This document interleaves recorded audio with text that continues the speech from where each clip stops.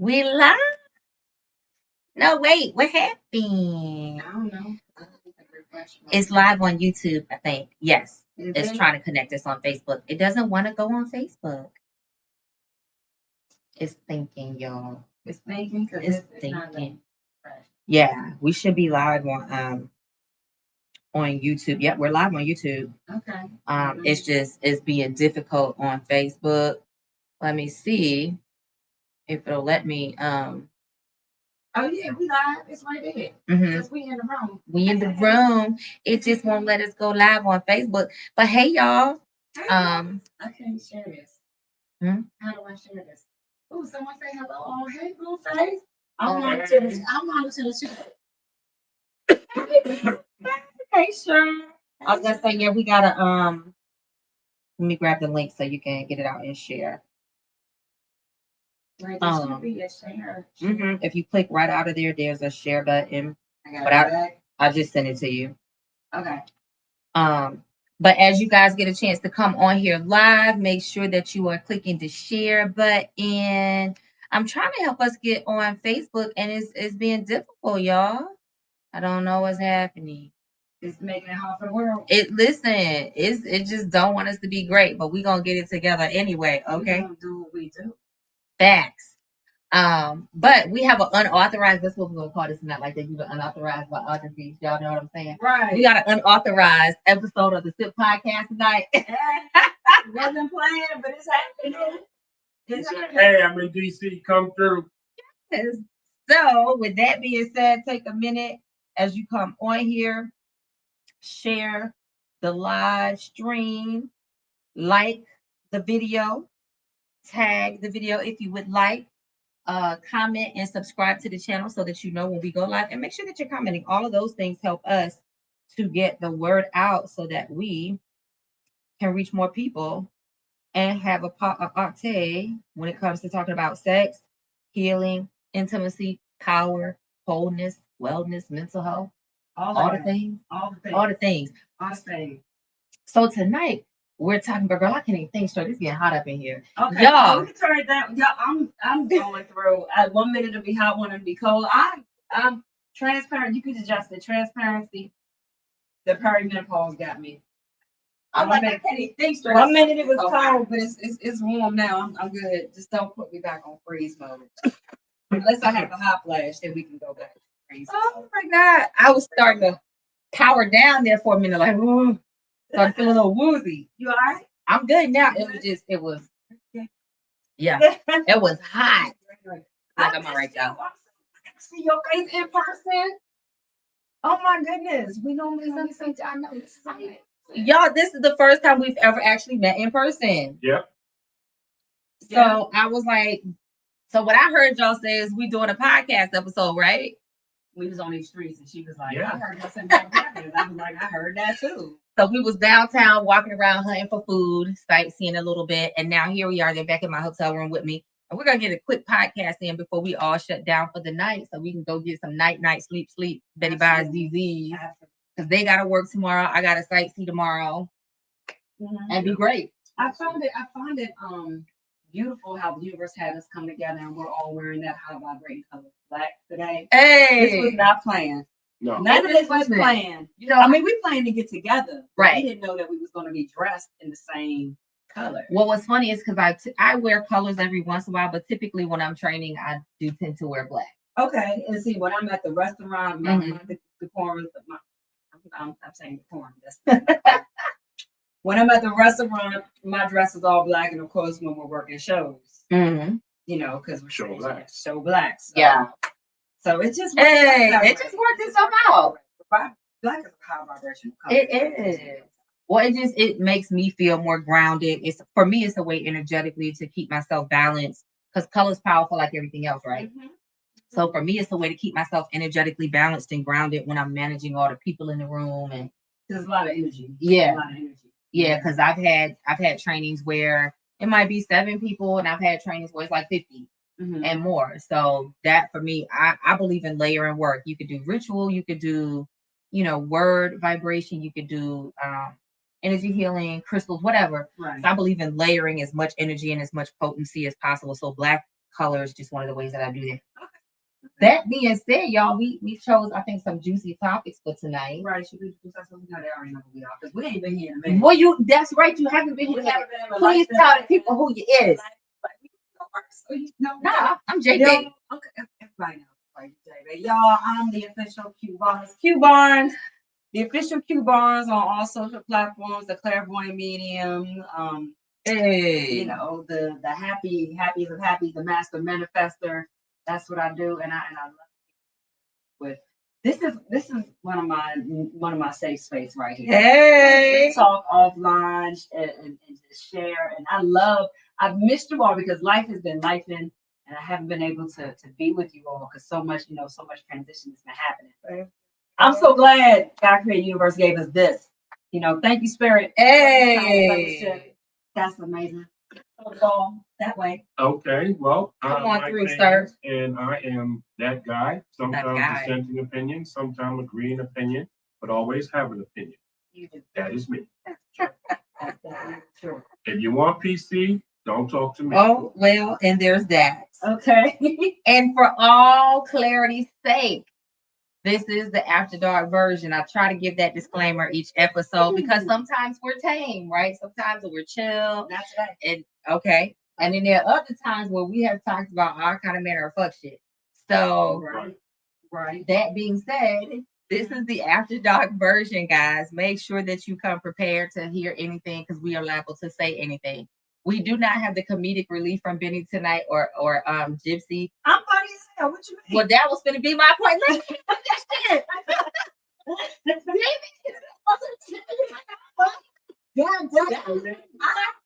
All right. We don't have the comedic relief that we have come to expect from them. But if y'all go back to the beginning when me and Q started out on Wednesday afternoons at 12, 1, 2, whatever time it was, like we was handling shit. We was pretty lit even then. I'm gonna say so that being said, and y'all, we've been sipping. I've been drinking. So that being said, I think we're gonna be lit. Now, the two things we said we were gonna talk about. One, we said we was gonna talk about life after divorce, healing, relationships, dating, life after divorce. So we've talked about this a little bit before in the past from different perspectives, but y'all went on in that episode. So I want to hear what y'all gotta say. Ooh, you want to start that? Oh, okay, she had to take a deep breath. It's gonna get deep. Well, I mean, I've shared so that I'm good with you. Yes. Someone who has experience. And I always because I've been through that twice. Okay. Already. And I think the first thing is recognizing that you had a part in whatever it was. And that I was like, is that the part? Yeah, that's the part. Did we call for room service? What did we go? No, you have the wrong room. Yeah, this ain't us. No, this is not Miss Morris. See, it's always something. We here. That's what I was gonna say. Yes, this is she. Go ahead. Yes. You keep going. All right. So anyway, you got to understand you had a part to play in it. No matter how big or small it is, you had a part to play in it. There was something that triggered something in that other person to whatever degree, and you have to forgive yourself for allowing the situation to go the way it did, and not blame yourself and burden your own self with a feeling of failure or not paying attention or what I did do wrong. You have to forgive yourself for that before you can begin to start healing and try to even think about dating. Yes. You got to deal with you internally first. Yeah. Okay. And how do you do that? So from your point of view, both parties need to take accountability for the breakdown of that marriage. Absolutely. Now, I'm not saying that one person didn't do. I was gonna say, what one person was doing more shit than the other person? Well, let me. Don't it be the. Let me land. Okay. I'm like, you just took over. Well, I'm going to ask the question. Okay, now. Oh my God. Yeah, I'm going with you there, right? The accountability you need to take when somebody else, let's say the other party did more fuck shit than you. Mm-hmm. The accountability you need to take is you pick their ass. That is true. That's the accountability. So I own my shit. That is your part in that. That's you true. Picked them. That's true. You didn't think it was fuck shit when you met him. You tried to change him. He stayed fuck shit and got to be worse fuck shit. Now you can't be mad at him because you knew he was fuck shit. Oh, now that's and some people say right, whether it's a man or a woman, not everybody's fuck shit in the beginning. A lot of people are really good at wearing great masks and compartmentalizing. Mm-hmm. So I'm an advocate for own your shit right now. Because in mine, he was Prince Charming. Like, even when we got divorced, everybody blamed me and was like, he's so amazing. Why didn't y'all last? And it wasn't until we were going through the divorce and certain people were around me to see certain behaviors. Gotcha. Right? Because before that, everybody was looking at me like, what did you do? Mm-hmm. Well, it wasn't me. He was just really good at wearing that mask for an extended period of time. Mm-hmm. But I still own my shit that I selected him, chose him, manifested him, attracted him, whatever you. And me and my crazy, he manifested me, right? So we still do have accountability, but we can't make ourselves accountable for other people's bullshit. Correct. Right. So that's why that's why I differ. Like we do have to be accountable, but we at least have to be able to recognize where there are just some people that are really, really good at manipulating and not appearing as who they really are. And people are like, well, you just didn't know them long enough. Well, if that's the case, why do serial killers get married and hide their shit so well for so long? Like some people are just really good at compartmentalizing and wearing masks. That's true. I will say in my personal situation, you know, the person that I was married to and built a life with, I had known since high school. Mm. Now, what I had to own was that when I reconnected at a time that I was going through trauma. I had lost my mother and my grandmother within a month of each other. And I hadn't seen him in 8 years. Mm-hmm. Hadn't even spoken to him. I was on the left coast doing the most, and I wasn't nobody's girl, but I was everybody's girl. You hear what I say? So I took this hit of finding myself as the matriarch of my family at 28 years old. Mm-hmm. And in my search for grounding, I reached out to what I thought I believed to be the last thing that brought me some happiness, external of myself. That's the first thing I had to take accountability for, is that I was reaching for someone else to make responsible for my happiness. Mm-hmm. And, you know, and that's something that a lot of times we make a mistake of. We get in a relationship. You make me so happy. You make me so happy. Because that's something that we have to own ourselves. Happiness comes from within. And then what I should have been doing, and of course I was 28 now, I'm almost 45 now, and I see what I should have been doing is repairing my own happiness from that loss of my grandmother and repairing my own happiness and then seeking someone to share happiness with me. Right. I should have figured out how to be in love with myself, how to love myself through that moment, leaning on it, you know, my family, right, but not reaching for someone externally to repair me. And that is what I did. And in that, I caused myself a lot of trouble. Now, I thank God for the blessings that came from it. I have children from that connection. But I have to take ownership in that I really quickly came back and reconnected with someone who I hadn't spoken to in 8 years. Okay. And I didn't know anything about this person because for 8 years, I was on the left coast doing the most. Yeah. And then when I came back, I did not do my due diligence and taking time and saying, who has this person become in 8 years? Yeah. Because what I remembered was from high school. You see what I'm saying? People change. And so I allowed myself to be captured by the illusion of this person is still the same person who made me kiki and ha-ha in high school. Mm. And what I forgot was that even when I kikied and ha-ha in high school, I'm taking my ass to the left coast and do the most because we broke up. And I forgot why we broke up. I allowed myself to have a cognitive dissonance to forget why we broke up, to reinsert myself into a position that I intentionally removed myself from 8 years ago. Mm. And so then I allowed myself to be blinded by actions that were there and present in the beginning. I can stand here in true transparency and honesty and say that I remember that before that man he proposed to me, that I said to him, you don't talk to me very nice. Mm. I said that in 2008. I had multiple conversations. So I can't do anything but own that I knew the behaviors were there and present. I watched them. We've had conversations about the blackouts, the screaming, the hollering, the tantrums that would happen. And this is before I gave birth to any children. There were 3 children that were already there and present. That I've raised as well as my babies, but I have to take accountability for the fact that I saw the actions there and I chose to proceed anyway. I chose to willfully walk down the aisle, and I ignored the warnings of family around me that were not blinded by it. I get that. I'm able to see now the things that. One second.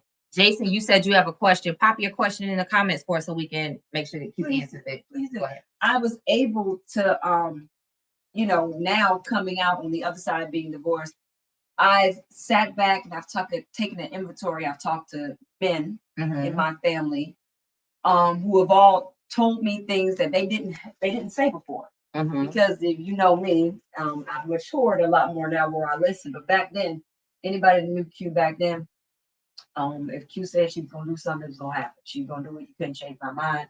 Leave me alone. So when I decided that I was going to marry, there was nothing to be said. It didn't matter what anybody felt.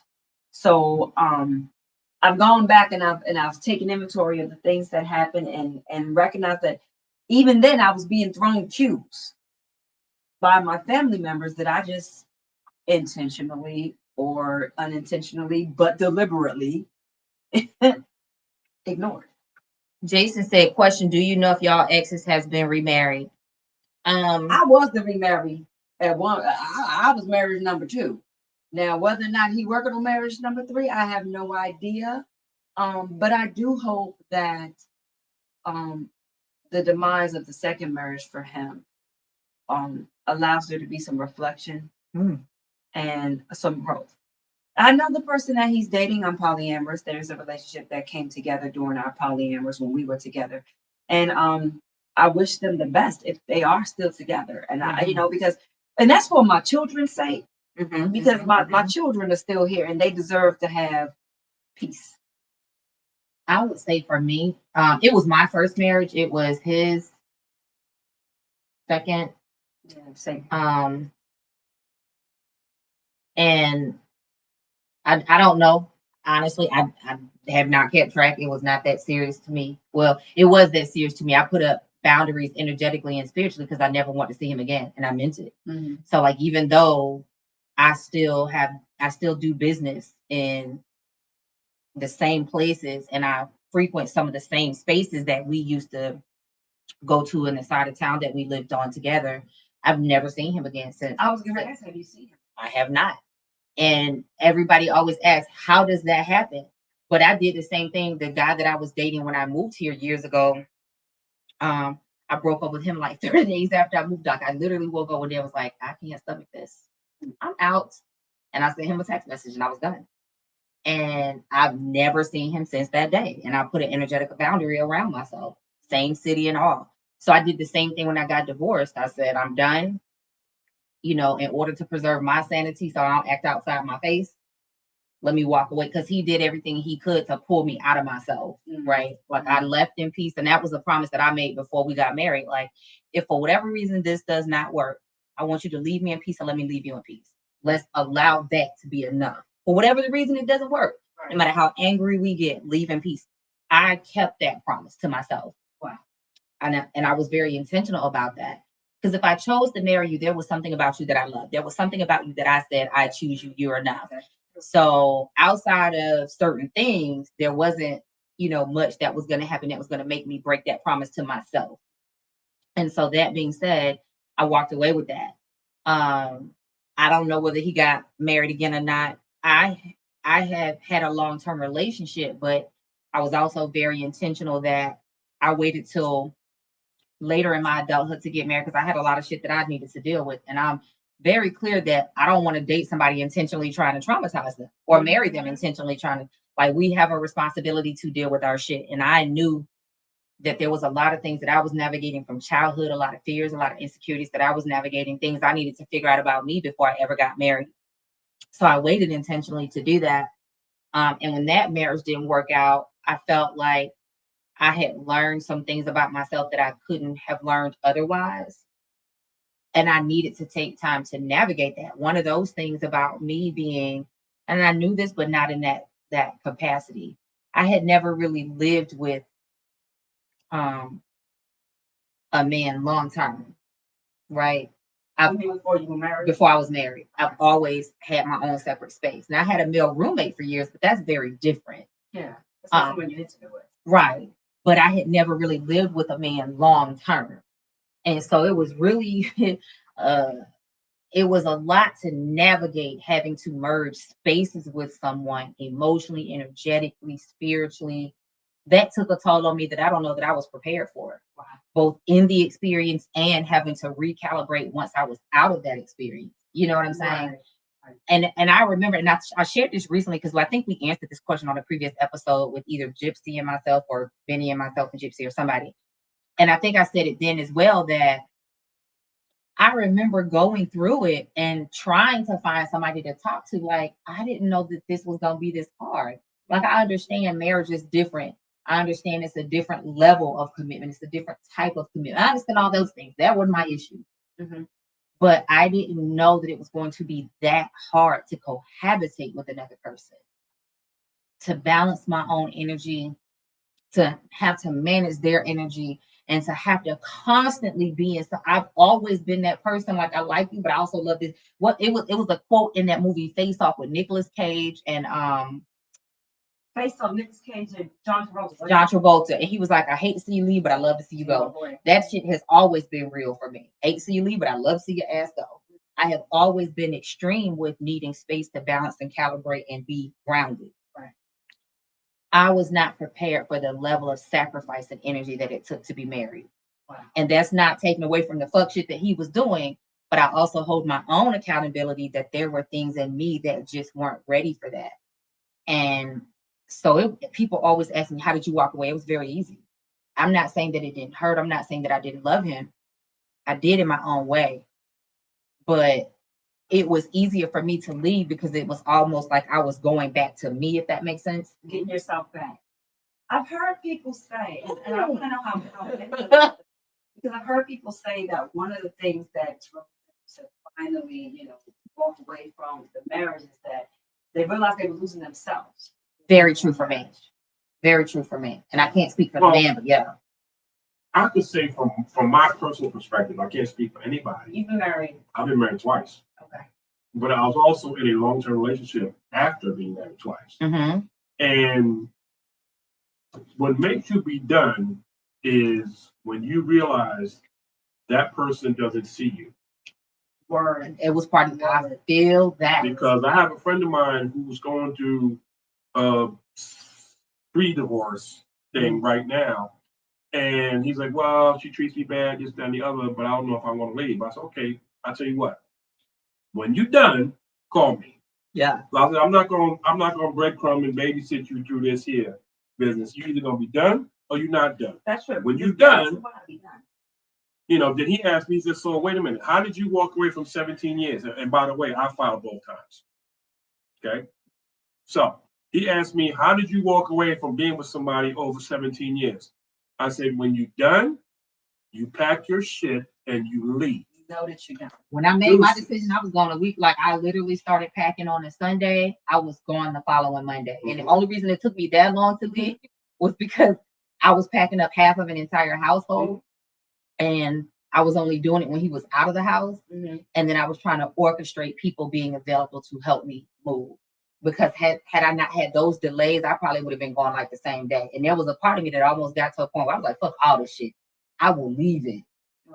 Right. Because it's like when I agree with you, like when you are done, and there were things that pushed me to that point, which is part of the reason I knew that I didn't need to rush into anything else afterwards. I needed to get to me again, because ultimately what pushed me out the door was he tried to become abusive emotionally. I don't deal with abuse. I'm very clear on that. I was very clear before we got married. I was very clear when we got married. But I was also guilty of having noticed certain things and letting them slide. Them red flags. Them red flags, green, orange, pink, motherfuckers, yellow too. I love that Sheriff said that part. We see the flags and still disregard and choose to engage. We paint roses on them bitches. I have one caveat to add with being done. Just because you're done with the spouse does not mean you're done with the children. That's absolutely That too. If you're an adult. That's That too. And I can't talk from that. Well, let me say this. Okay.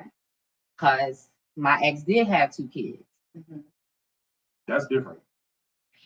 Well, and That's I've heard it from different people. It's slow. That's It depends. Now, I'm not talking about biological. Now, No, biological, if they're yours, them, Right. Right. you a piece of shit if you walk away from your spouse and your kids, Right. unless Yes. it's just some godforsaken reason why you can't be there. That's how I Right. feel. I agree. That being said, I think it's very nuanced when it comes to somebody that has step kids of on his kids. Mhm. For me, I never really connected with his kids. Now, let me be very clear that I went above and beyond out of my way to try to build a So relationship. that wasn't on you. That wasn't on me, Okay. right? But But that was a boundary they put up, and it is. well, it wasn't even a boundary that they put up. It was so many things happening.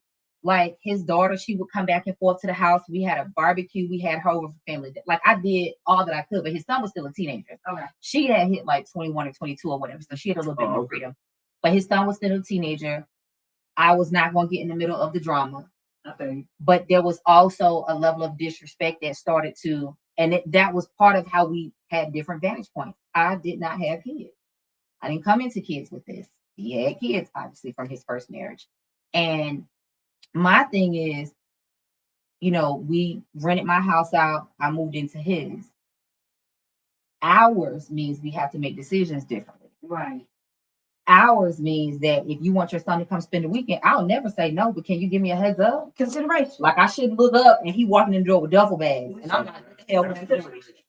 Right. So there were a lot of things like that started to become undermining, and just we viewed respect differently, we viewed space differently. And there were a lot of things that happened that pushed me to the ultimate end. But the final decision was because I felt like because of and in spite of what he was doing, I was losing me. Mm-hmm. And I am in a place in my life where I will not intentionally choose another person over me. Now, we have those moments where sometimes we're doing it unconsciously or intentionally. We don't even realize it. Slippery slope. Yeah. Slippery slope where you make decisions and before you know it, you got a mountain of shit stacked up where you're like, damn, how did I make these choices?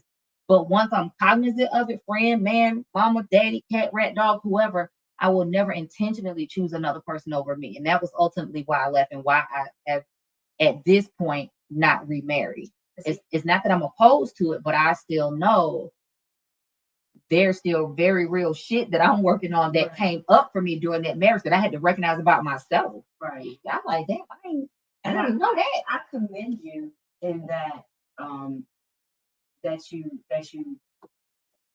you saw yourself and you were actually able to get out of it before children were involved. Children that you had birthed. Well, and that again, nuances, because that's part of our demise. Okay. We tried to have children. Okay. I entered the relationship having already made up my mind that I was not going to have kids because I'd already had a history of loss. Okay. That was a conversation that we were very intentional about. And I'm trying to be very careful in what I share, just out of respect for boundaries. But that was a conversation that we were very intentional about having. And his request was to try again. Let's try again. Let's try to have a child together. I'll give you that. And it was very traumatic. Like, the first pregnancy, I was in a major car accident, and that was traumatic in itself because I was on the phone with him and he was on my Bluetooth and the car accident happened. And I was sitting at a light and the guy hit me from behind. Wow. So we both ended up being traumatized because he heard the metal crashing, he heard me screaming, he heard all of it. Oh, God. Right. So that shit was traumatizing. And that changed our dynamic. That changed us financially. That changed me as a person because now I was dealing with injuries instead of hiking and being free and going on vacation. Like we had literally just come back from vacation 2 days before that. Well, that changed everything because now instead of us going on vacations, I can't get out the house because we got to go down a set of stairs to get to the garage or the driveway or whatever. And I'm barely walking. Right. That changed things. Then, weeks after that, we found out we were expecting. Wow. And it went from that to one trauma after the next, to us losing that first pregnancy very dramatically. Like I was at a client's house one day and my doctor called me like, your last blood draw doesn't look good. We're holding the office open late for you to come. and they stayed hours late for me to get there because I was way out in the country, only for them to realize my abdomen was filling up with blood. So that was like, okay, you go home, talk to your husband. We'll see you in the morning at 5 o'clock. Right. So that happened, and I went into emergency surgery. They took out a tube that changes your chance of pregnancy. And we said we weren't going to try anymore. And then about a year later, we ended up having another one, and that was traumatic. And that went, the same direction. And I think that was part of our demise. Okay. Because emotionally we got more distant. And you see that happen. Sometimes grief pulls things together, and sometimes it, there's some questions. Yeah. The first one from Sharon, she said, why is it expected for a woman to lose herself in a marriage? I think it's I expected. think it's expected. I think both people have a chance of losing themselves. I have family members who are male they're now getting divorced, and they, we've talked about it, and several, a couple of family members, and I've asked, well, why divorce? And this was back when I was happily married. And they would say they felt like they were no longer themselves. So I don't think, I really think that it's a literally shot for each person to lose themselves. I don't think there, and I do understand that some people go into a marriage, a lot of men go into a marriage, and women, but a lot of men I always hear go into a marriage expecting a woman to humble and submit, do these things. But I don't even think they expect her to lose themselves. I think there's just the behavior that they want.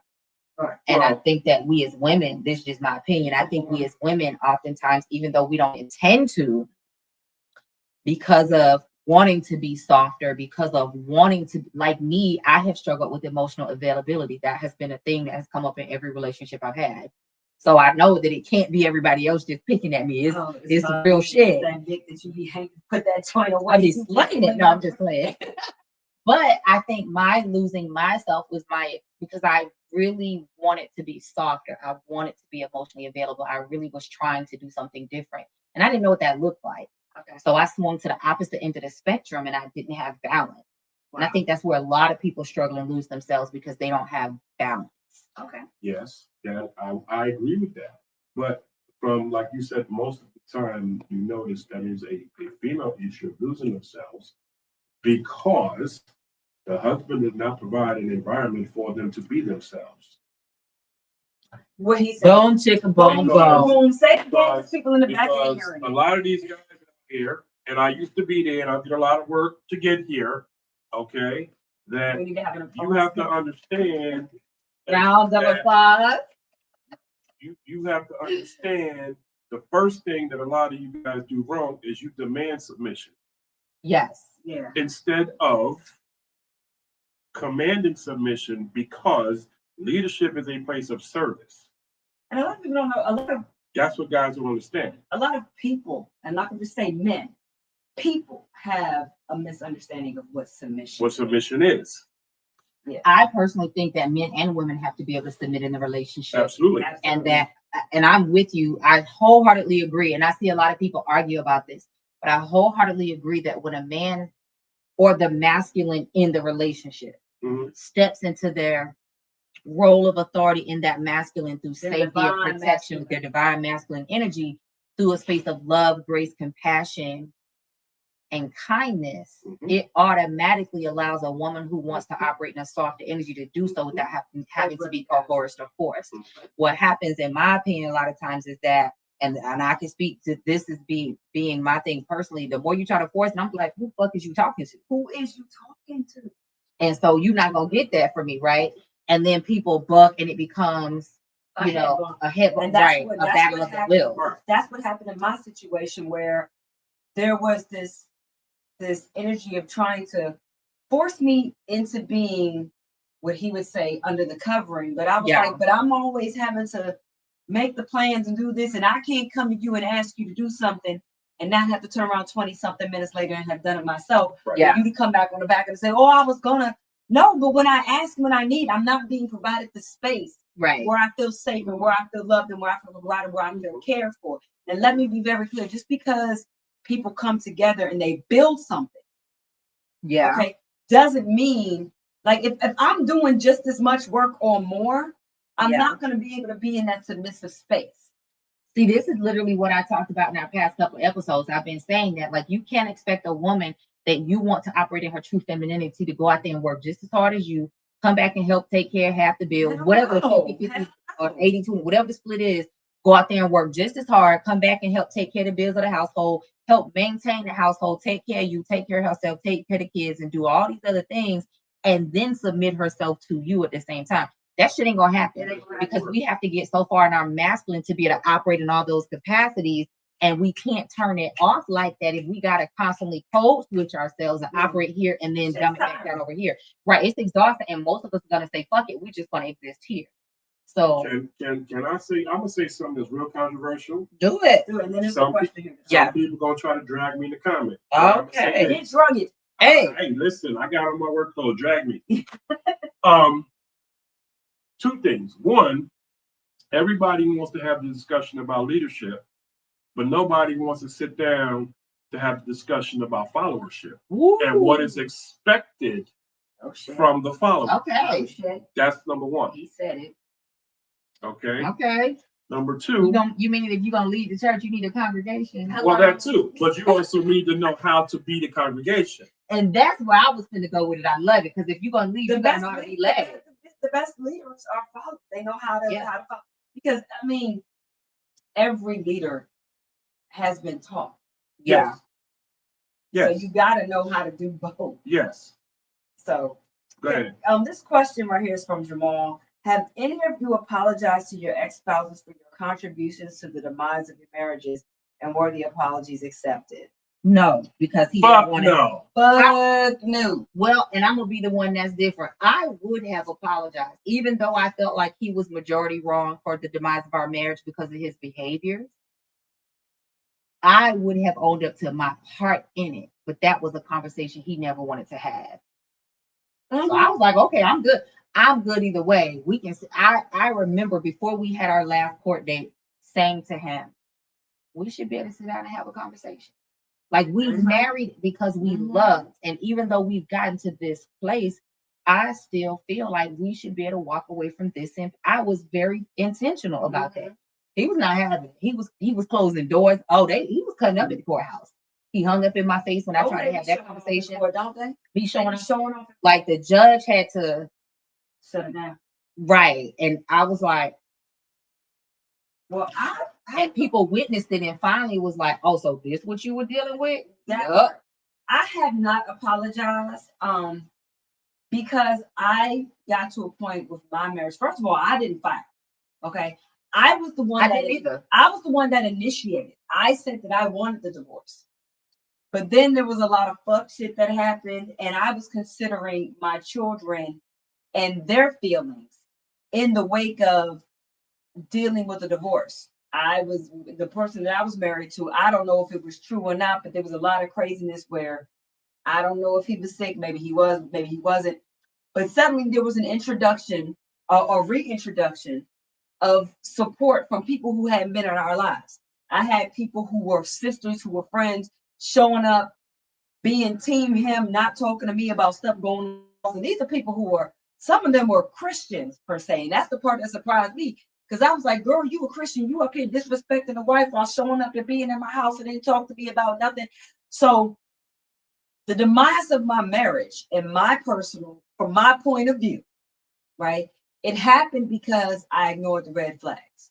As far as I'm concerned, it was going to happen anyway, because eventually, the wine kicking in. Eventually and inevitably, I was going to get tired of, you don't talk to me very nice. And I said that back 2 years before I got married. I was eventually going to come to my senses where I'm no longer in a traumatic space of having lost the two most influential women in my life. Eventually, I was going to settle in being the matriarch of my family, right? So once I settled in that and I was ready to take my role as the leader, as the matriarch of my branch of the family, and I was able to see myself, I don't like how you talk to me. That was going to happen regardless. Okay. So from that point, when I started expressing, and I had been expressing for years, I don't like how you talk to me. So from the moment that I started expressing that and there's no change, And I realized I'm starting to become somebody who I don't recognize because you got me out here being violent. You got me out here ready to wreck your world. And I come from a long line of women that will rock your world. So once I realized that you got me in that space, or rather, let me take accountability, I allowed you to put me in that space. I allowed you to allow me to come out of my character as a peaceful person. And I say, I want a divorce. Now, it would be in our best interest to go about it peacefully. But once there are steps taken that it's not a peaceful process, because now there's a hostile takeover, or in your mind, you envision that you can get me to stay by doing these absurd manufacturing of personal drama. No, I don't have no apologies. I have get the fuck away from me, but raise these kids.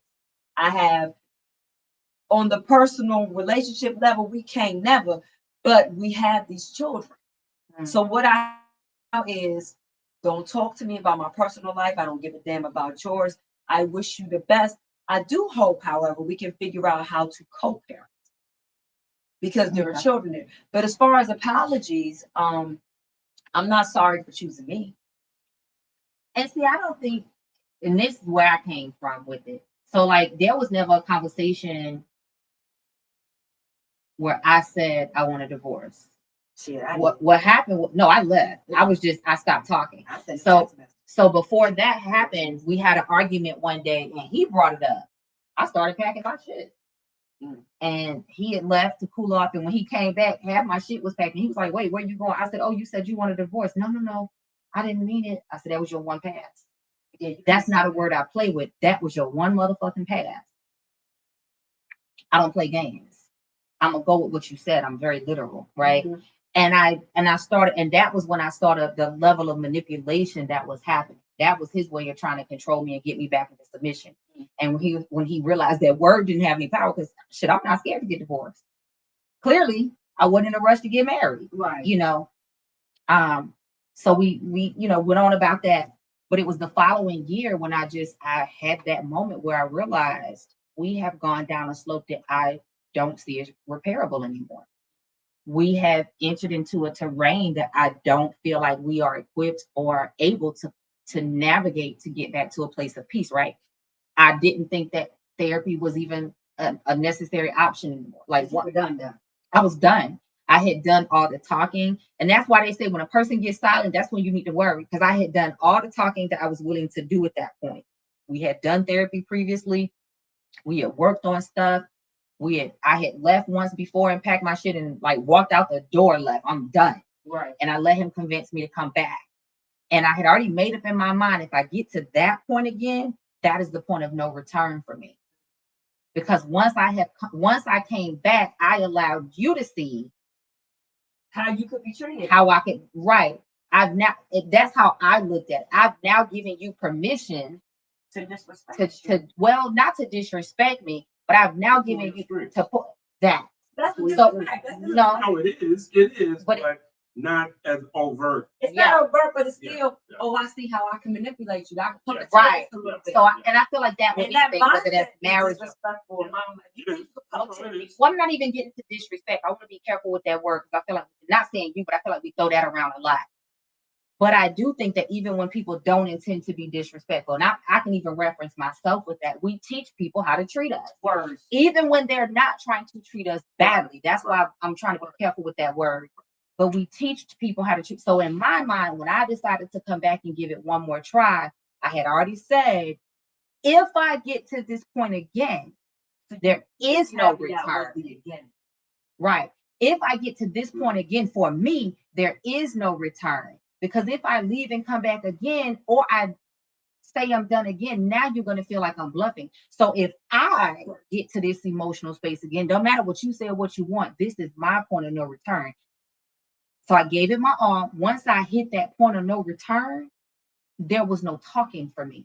Mm-hmm. Like that night, we had a blowout argument. Mm-hmm. It got really bad. And I said, click, this is it.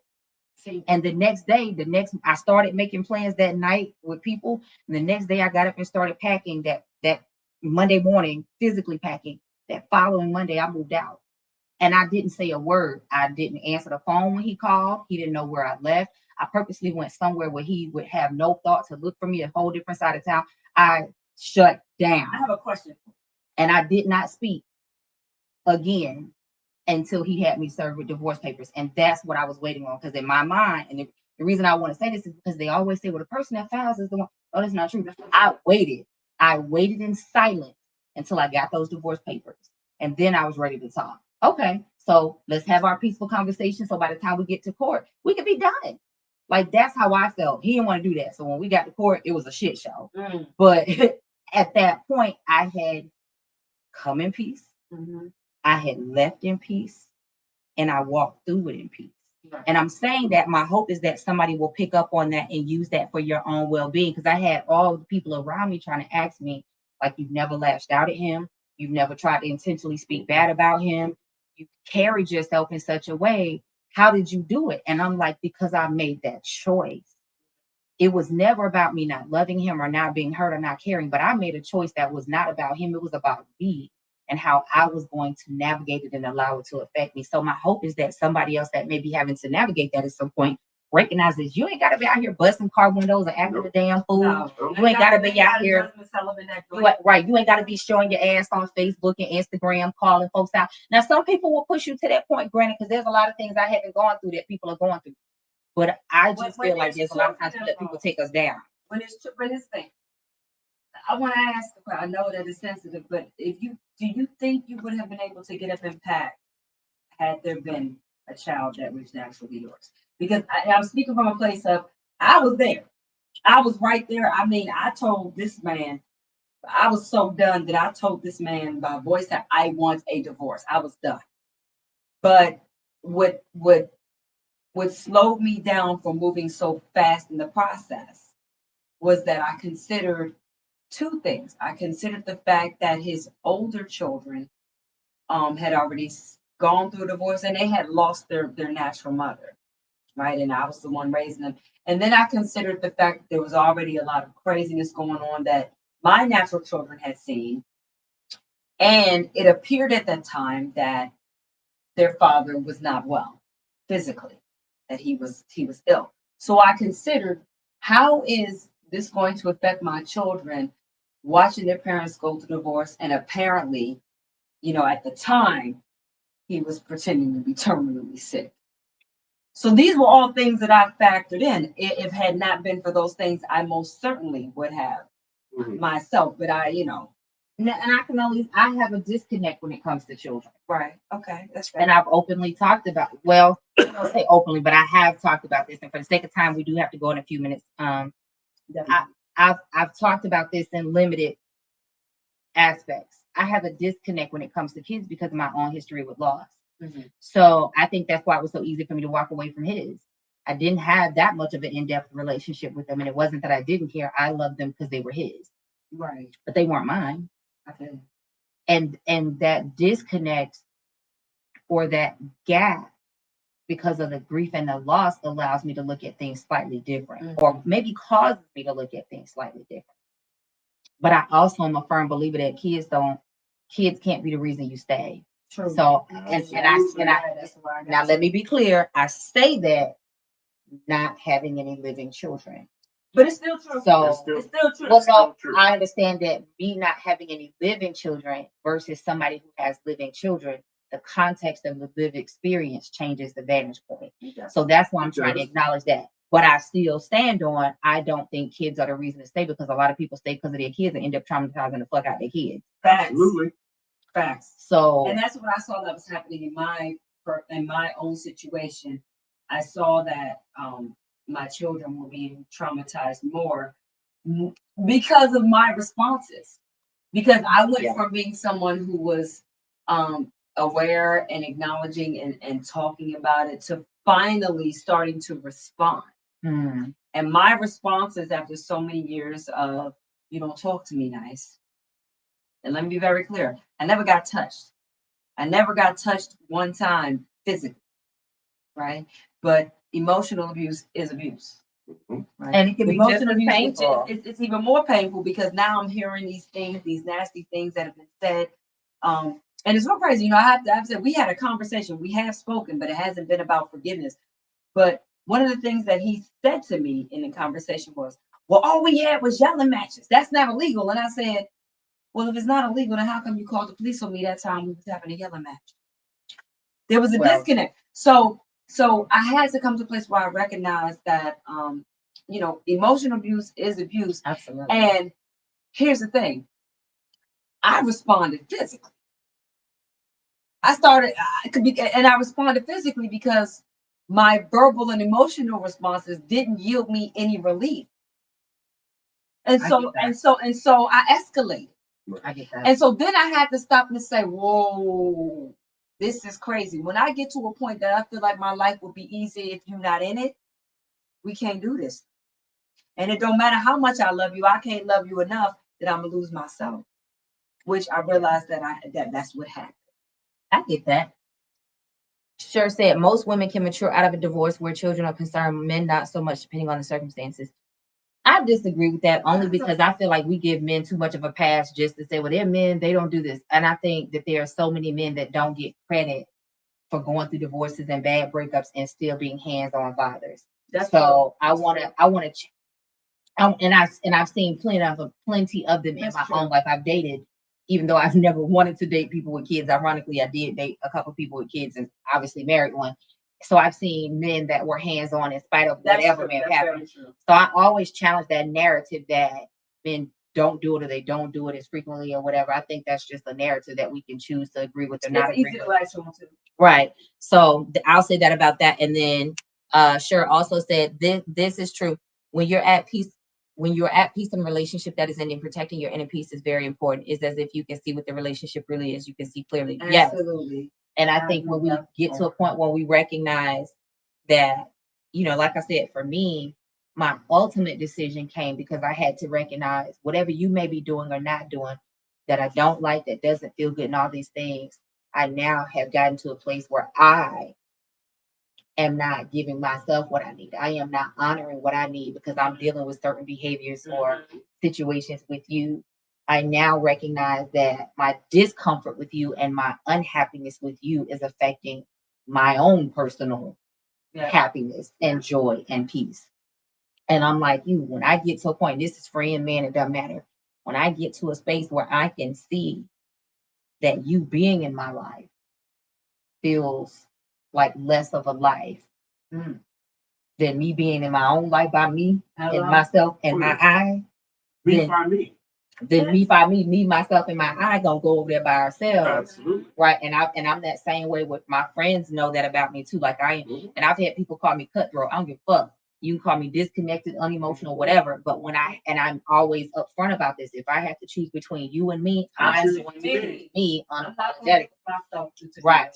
Right. It don't matter how long I've been with you. Right. When I realized that, listen, I can't love, if I can't love you enough, if I start feeling like I can't love you enough, and that's actually what happened, I felt like it don't matter how much love I give you, it just ain't gonna work. It's time to go. Exactly. It's time to go. And so, like I said, I love having these conversations because a lot of people struggle and feel guilty for leaving relationships, feel guilty for leaving marriages, especially if there are kids involved, or feel bad about letting their family members down, their friends down. I felt that. I felt bad for leaving. I felt like, did I try hard enough? Did I fight long enough? And the question I had to ask myself is, do I feel like I should have to fight in my marriage? And that was a question that my answer was no. I'm not saying that there won't be challenges that you have to work through, but when I feel like I got to keep emotionally fighting with you and fighting you, it's a wrap. That's a battle I don't feel like needs my energy and my attention. We didn't get to our second question, so we'll table that because we were going to talk about long distance relationships. So we'll table that for another episode when you guys get through some of the work stuff and get a chance to join us on a regular basis on Tuesday nights again. But I'm absolutely so glad that we got a chance to have this unauthorized edition. Hello, but definitely lit. Yes, we're literally walking down the street. I was like, so what I heard was y'all saying we doing the episode, right? Absolutely. So that being said, thank you guys for tuning in. Make sure that you have liked the video. Make sure that you have shared the video. Make sure that you have subscribed to the channel so that you will get notified when we go live. Whether we're on our regularly scheduled Tuesday nights at 6 p.m. Central Standard Time, or 7 p.m. Eastern Standard Time, or we playing unauthorized. Because we might just pop up. Because we might just listen. We might just be having some wine. We liable to do it anytime, anywhere, because we feel like it, okay? And we got something to say. So thank you guys for coming to visit me. I'm so glad. I can't wait to do it again. Yes, and thank you all for tuning in tonight. Thank you all for all the love. Thank you for the consistency and joining us. Listen, I have so much heartfelt appreciation for every single one of you that's helping us make this journey amazing as we are working to build this channel and continue these conversations because they're necessary, y'all. They really are. They're necessary. All of them. So with that, we're going to see y'all tomorrow. Bye, Q. Bye, Michael. Bye, Bye Internet family. Bye.